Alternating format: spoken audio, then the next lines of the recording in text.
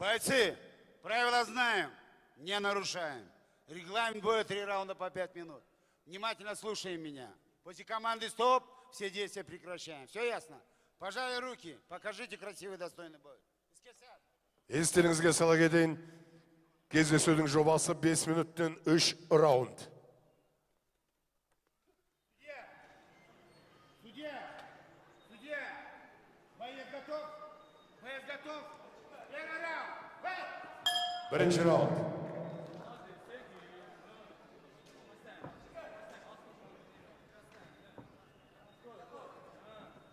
Жекпе-жекті өздері жаға ринг анонсер бауырымыз атап өткендей, екеуі де бір-біріне сай қарсылас. Әсіресе біздің жерлесіміз Бағлан Сарекенов өте тәжірибелі, елімізге танымал жекпе-жек шебері екенін білеміз. Көптен бері бірақ Бағлан көрінбей кеткен, енді міне бүгін турнирге шығып жатыр. Енді аяқ алысын байқаймыз, Бағланның жағдайы қалай екен. Тағы да жанкүйерлер естеріңізге сала кетейін, біздің студиямызда қонақ болып отқан қазір Қаршыға бауырымыз, еліміздегі ең ассалаумағалейкум мықты жекпе-жек шеберлерінің бірі. Қаршыға, енді мына Бағланды жақсы білесің. Енді Бағлан деген спортшымыз көптен бері жарысқа шықпай, кездесу жекпе-жектер өткізбей, көзге көрінбей кеткен еді. Қуаныштымыз жарыстарға оралып қайта дайындығын бастағанына. Спортта жүргеніне уже аз емес, шамамен бір 10 жылдай уақыт болған. Өте мықты шеберлі спортшы, джиу-джитсудан спорт шебері, жасы 29-да, Талдықорған қаласының тұрғыны, Алаш Прайд турнирларының бірнеше дүркін чемпионы. Қазіргі Былайша айтқанда өте танымал, тәжірибелі жекпе-жек шебері ғой еліміздегі. Өзіміз Қазақстанымыздағы танымал спортшылардың бірі деп айтуға болады. Замандассыңдар ғой бәрің. Құрдаспыз деп те айтсам болады. Қазірде өздеріңіз көріп отырғандай, екі спортшы да өте мықты. Қарсыласы да осал емес, қырғызстандық Бишкек қаласынан келген. Валетудудан, бокстан спорт шебері екен. Қырғызстандық спортшылар көбінесе өте мықты, шымыр, мінездері қайтпас, соңына дейін төбелесетін спортшылар болып келеді. Сол себепті бұл жекпе-жек өте қызықты болады деген ойдамын. Осы қырғызстандық спортшылармен талай кездескен шығарсың? Мен өзім қырғызстандық спортшылармен көптеп кездескем, бірнеше рет жекпе-жек өткізгем. 5-6 жекпе-жегім осы қырғызстандық спортшылармен өтті деп те айтсам болады.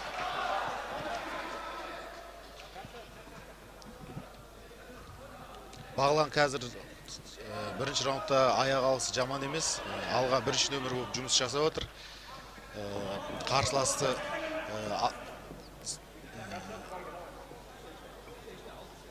Бағлан негізінде тұрып жекпе-жек жасағанды жақсы көреді, тұрып төбелескенді жақсы көреді, аяқта тұрып. Бағлан бауырымыздың жекпе-жектерінің көбісі енді стойкада өтеді, тұрып төбелескенді жақсы көреді. Өзі бірақ күрескуден де қарсы емес, бірақ көп жекпе-жектерін тұрып төбелесу өткізеді.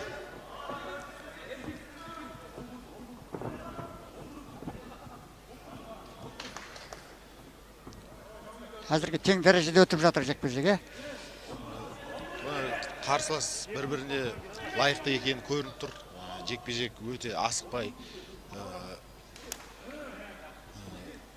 ешқандай күш құртпай, жақсы төбелесіп жатыр. Кезек-кезек бір-бірлерін қысып, Бағлан бауырымыз бірінші нөмірде жұмыс жасап жатқан. Енді қырғыз бауырымыз қазір Бағлан күресіп, құлатып, аяққа өтіп, сеткіге қысып жатыр. Бағлан бауырымызға қазір тұруға әрекет жасау керек сияқты.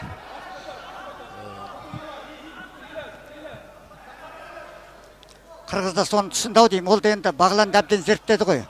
Оның аяқта тұрып жақсы төбелесетінін біледі ғой. Енді бұл гран-при турнир болғаннан кейін бұл қарсыластар бір-бірін алдын ала білгендіктен бір-біріне жақсы дайындалды деп ойлаймын. Гран-при болғандықтан бүгін 2 жекпе-жек өтеді бұл жерде. Осы турнирда ширек финалдық және жартылай финалдық жекпе-жектер өтеді. Сондықтан бір-бірлерін жақсы біледі деген ойдамын.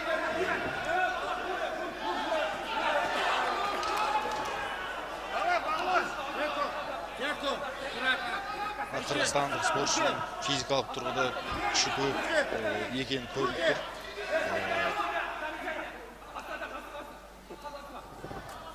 Негізі өзің айтып отырсың ғой, жаңа қырғыздар физикалық тұрғыдан шымыр болады, мықты болады деп. Мінез жағынан да бұлар ешкімнен қайтпайды. Енді өздеріңізге белгілі, қырғызстандық спортшылардың қайсы бірін алсаң да соңына дейін төңкеріледі. Уақыт бірінші раунд аяқталды. Аяғына дейін жекпе-жек соңына дейін жеткізеді. Ешқашан беріле қоятын спортшылар емес. Ал енді жекпе-жекте үзіліс орын алды. Ал енді қаршыға Дәуітбек десе, өзіңнің атыңды қандай жекпе-жекші бар екенін бүкіл Шымкент өңірі, оңтүстік өңірі жақсы біледі. Бүкіл Қазақстанда ол жақсы білетін анық. Ал енді Шымкент өңірі, оңтүстік өңірі тамаша жақсы біледі, жақсы көретін өзіміз де білеміз.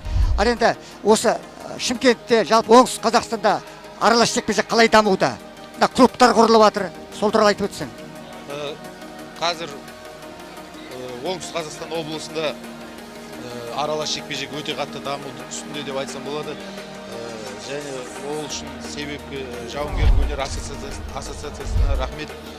Жақсы қолдау көрсетіп жатыр және жаңадан спорт аралас жекпе-жек клубтары, ММА, кәсіпқой деңгейдегі клубтар көптеп ашылып жатыр. Соның ішінде осы Тұран FC деген жаңадан клуб ашылды.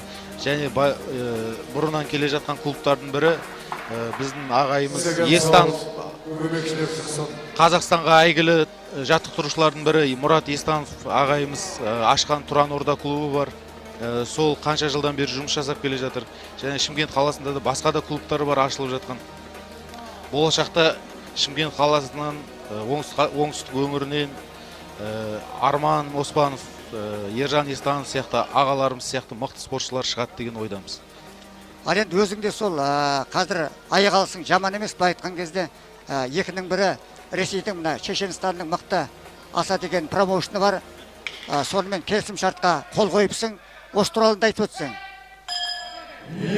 Енді біз 2020 жылы ACA организациясымен контрактқа отырдық. Бірақ әлі жекпе-жек пандемияға байланысты жекпе-жектерім болмай қалды. Және соңында денсаулығыма байланысты соңғы жекпе-жегімді өткізе алмадым. Әлі алғашқы жекпе-жегіме шықпадым. Бұйырса осы 2021 жылы алғашқы жекпе-жекке шығып, өзіміздің өнерімді көрсетемін деген ойдамын. Келісім шарт күшінде. Келісім шарт келіп, қол қойылып қойылған. Рахмет.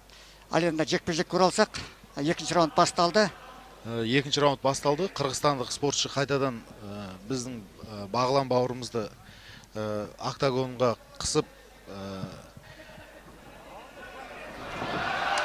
міне Бағлан контр прием жасап, қырғызстандық спортшы Елдерұлы Байжанды құлатып қазір үстіне шықты маунт позициясына. Қазір енді Бағлан бауырымызға бұл мүмкіндік болса өзіне ұпай санын көбейту керек, жинау керек деп ойлаймын. Қырғыз қарсыласына күресем десең күресейін деді ғой енді. Иә, өзінің күрестен де осал емес екенін көрсетейін деген сияқты. Бірінші раундта кішкене күреспей қашып тұрып төбелесуге жақын болып жатқан еді. Қазір екінші раунд бастала салып, бірден күреске кірісіп кетті.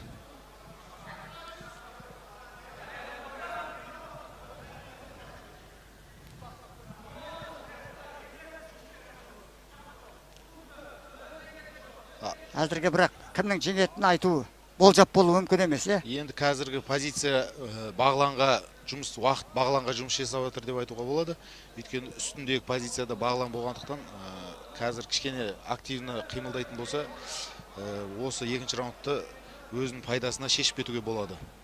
Уақыт Бағлан жағында ғой. Уақыт Бағланға жұмыс істеп жатыр деп айтуға болады толықтай. Кішкене қимылдап, соққылар жасап, асықпай өзіне очко жинай берсе болады.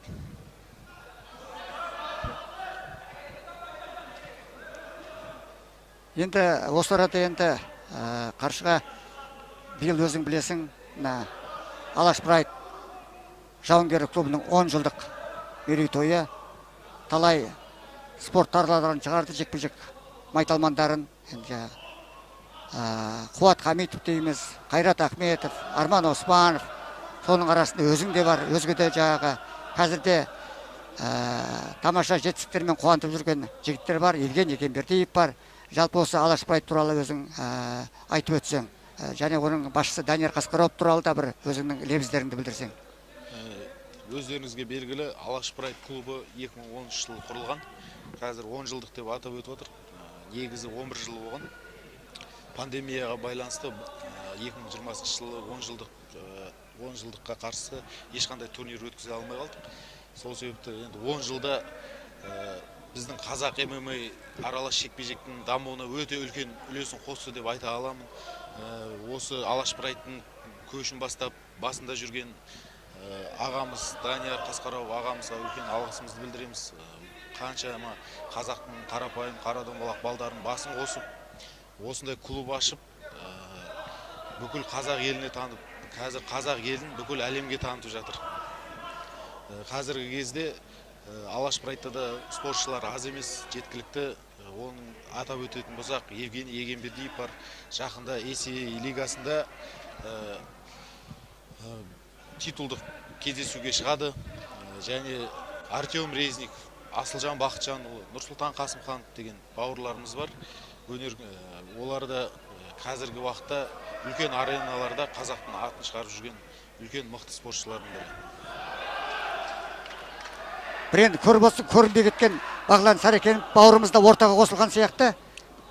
Бағлан бауырымыз көрінбей кеткен, кішкене 5-6 жыл көрінбей кетіп жоқ болып кеткен еді. Соңғы кездерде қайта оралғанына қуаныштымыз. Өзінің қызықты жекпе-жектерін көріп тұрушы едік. Қазіргі уақытта енді дайындығын жақсылап шынығып дайындалып келсе, может алынғы жекпе-жектер сияқты қызықты кездесулер көрсететін шығар деген ойдамын. Қысқасы әлі де кеш емес дейсің ғой. Әлі де жоғары шыңға шығуға. Аралас жекпе-жек деген қандай жаста келсе де кеш емес деп ойлаймын.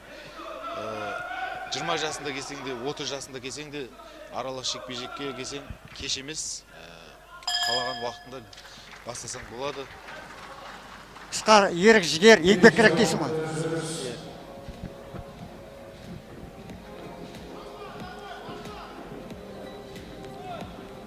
Өзіңнің қазіргі жоспарларыңды айтып отырсаң енді.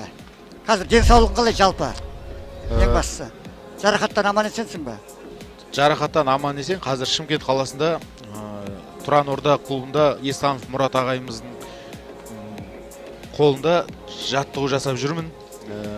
Оралбеков Ильяс деген бокстан жаттықтырушым бар. Сол екі ағайымның қолында жаттығу жасап дайындалып жатырмын. Алла қаласа жақын арада сборға барып, сол сбордан кейін бұйырып жатса, бойға шықсам ба, келесі жекпе-жегіме шықсам ба деген ойларым бар. Қысқасы әлі болашақ алда дейсің ғой. Болашақ алда әлі де қызықты жекпе-жектер өткіземін деген ойдамын.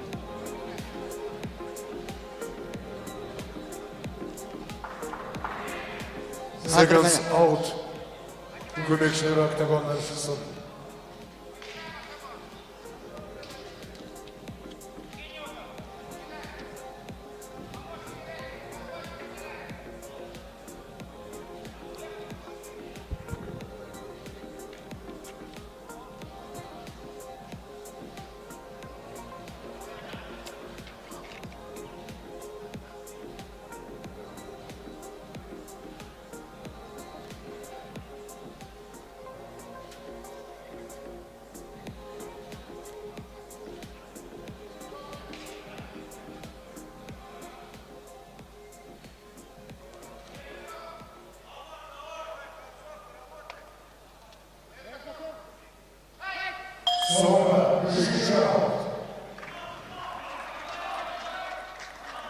Міне қадірменді жанкүйерлер, соңғы раунд, шешуші раунд. Әзірге 2 раунд бойына енді екі қарсыластың біреуі айқын басым десек қателесіп қалармыз. Әліптің артын бағайық, енді бәрін шешетін осы 3-ші раунд қой. Ал енді қаршыға өзің пікіріңді білдіре отырсаң. Енді қазір ақтық раунд, 3-ші раунд басталды. Менің ойымша бірінші раундты Бағлан бауырымыз алып, екінші раундта кішкене есебі жіберіп алған сияқты. 3-ші раундта кішкене жұмыс жасау керек сияқты, жеңіске жету үшін. өзінің бар өнерін көрсету керек. Қазір міне көріп тұрсыздар. Қырғызстандық спортшы қайтадан біздің бағлан бауырымызды қысып октагонға өзін жақсы ұтымды позицияда тұр. Бұл жерде енді физикада көп мәселені шешіп кетеді ғой, шыдамдылық. Енді бұл жерде физикалық күштен де басқа шешетін факторлар көп болғандықтан біріншіден күш-жігер, ішкі характер, мінез дейді ғой, мінез болу керек. Спортшының мінезі болса, жеңіске деген құштарлығы мықты болса, жеңіске жететін әртүрлі жағдайлар бар. Өкінішке қарай бағлан бауырымызға сеткадан ұстаған үшін ескерту жасалды. Міне ашық айқас кетті. Міне осыны бағланға керегі осы сияқты. Ашық айқаста мүмкіндік болар ме жеңіске жетіп кететін. Қырғызстандық спортшы да осал емес, көрініп тұр. Мықты. Физикалық тұрғыда да мықты. Қырғызстандық спортшылардың барлықтарының характері жақсы. Ешқашан артқа жүрмейтін спортшылар. Бағлан шаршап қалған сияқты кішкене. Байқайсың ба? Аяққа ауытып қайта-қайта. Функционалка әлсіздеу болып тұрған сияқты, кішкене шаршап, кішкене демалысы ауырлап қалды. Уже соққыларда қатты емес.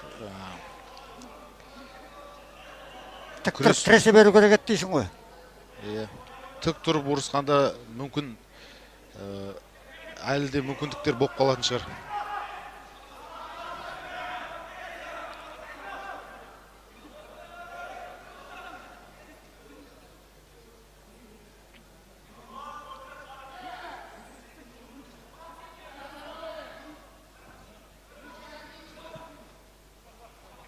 Қазір енді өзің тәжірибелі спортшысың, әлгінде туған бауырың жеңіске жетті, артыңнан ілесіп келе жатқан Мағжан бауырымыз.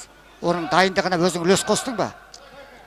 Енді Мағжан інімнің дайындығын қадағалаған жаттықтырушылары біріншіден Естанов Мұрат ағайымыз, екінші бокстан жаттықтырушысы Оралбеков Ильяс деген екі ағайымыз жақсы қадағалап осы жарысқа дайындады. Аллаға шүкір жеңіске жетіп, дайындығы ойдағыдай өтті, ешқандай жарақатсыз. Жоспары бойынша жұмыс істеп шықты, айтқанның бәрін естіп, тыңдап тұр, жанған жоқ. Осы аралас жекпе-жектегі 5-ші кездесуін өткізді.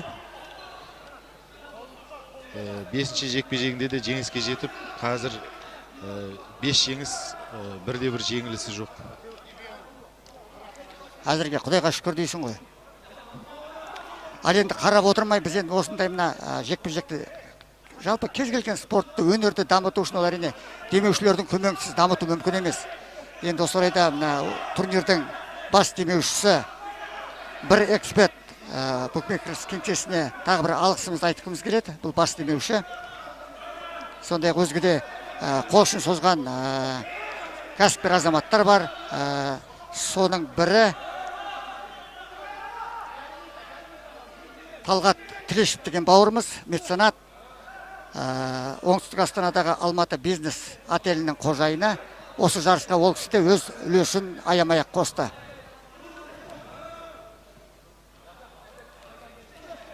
Жалпы демеуші демекші, өзіңде қазір қолдау көрсетіп жүрген азаматтар бар ма? Қалталы азаматтар. Енді қазіргі уақытта бір спонсорым бар деп айта алмаймын, ешқандай контрактпен отырып спонсор болып жатқан ешкім жоқ. Бірақ Аллаға шүкір көмектесіп жатқан ағаларымыз бар, қолдау көрсетіп жүрген бауырларымыз бар. Соларға рахмет. Қазіргі уақытта өздерін аралас жекпе-жекке бірде үлестерін қосып дамуына, менің де жекпе-жектеріне шығуыма септігін тигізіп жатқан ағаларымыз өте көп. Әттең, тартысты жекпе-жек аяқталды. Өте тартысты. Өзің енді кәсіпқой спортшысың ғой, ішің сезіп отыр ғой бірден келе.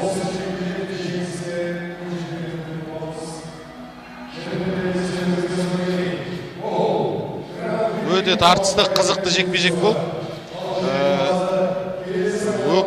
Менің ойымша қырғызстандық спортшы жеңіске жеткен сияқты.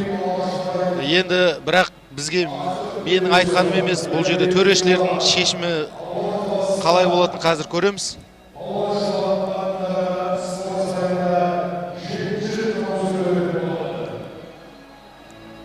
Мойындау керек екен, қырғызстандық спортшы да өте мықты екен, тәжірибелі екен, көрініп тұр. Осы Алаш Прайд Тұран FC турнирына келген бүгінгі келген қырғызстандық спортшылар өте мықты спортшылар.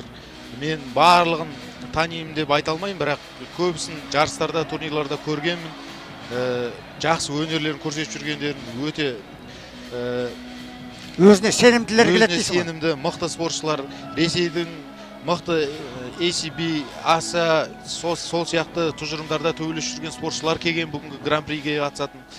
Басқа да мықты спортшылар бар, өздеріне қолдау көрсетіп келіп отқан Ақтілек деген ағалары бар, қолдау көрсетіп келіп отыр спортшылармен бірге.